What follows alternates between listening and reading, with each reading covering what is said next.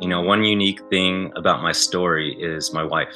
I was actually diagnosed 1.5 months after our wedding day. Unfortunately, this wasn't her first time being a caregiver for someone with stomach cancer.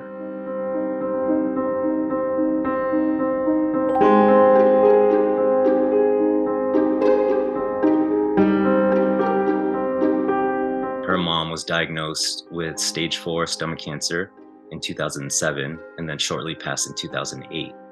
And she was 42 at the time. To have to go through that process once with her mom, who she was very, very close with, and then now her husband for the exact same thing. I mean, if that's not unique, I don't know what is. And I simply wouldn't be here today if it wasn't for her unconditional love and support.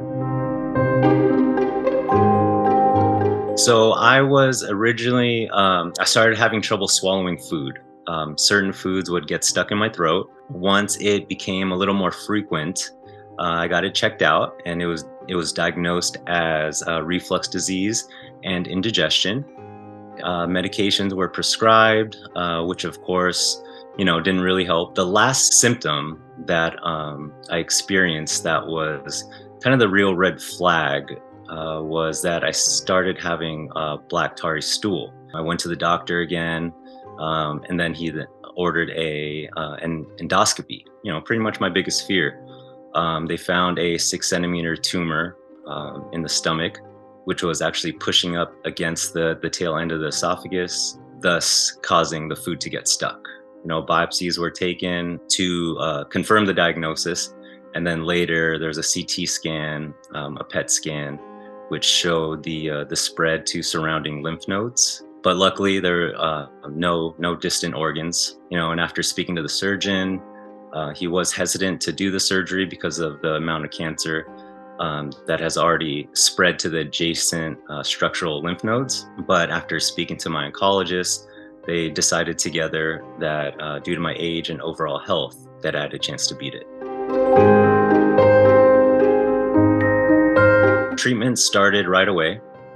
After getting an initial, a second, a third opinion, the plan was to do 4 cycles of chemotherapy, have surgery, and then do another 4 cycles of chemotherapy.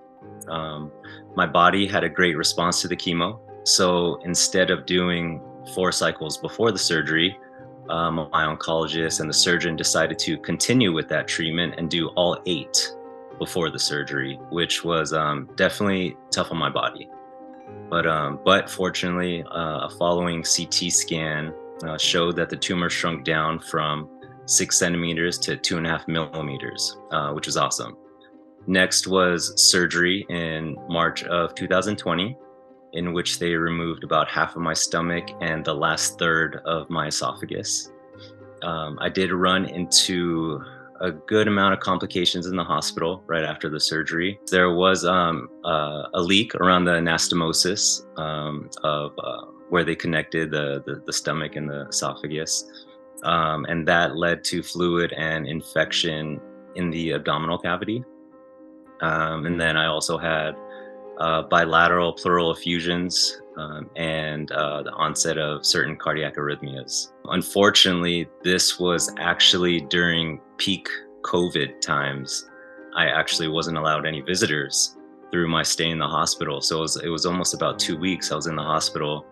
And I wasn't able to have my wife there, my parents, my sister. I think that was one of the hardest parts.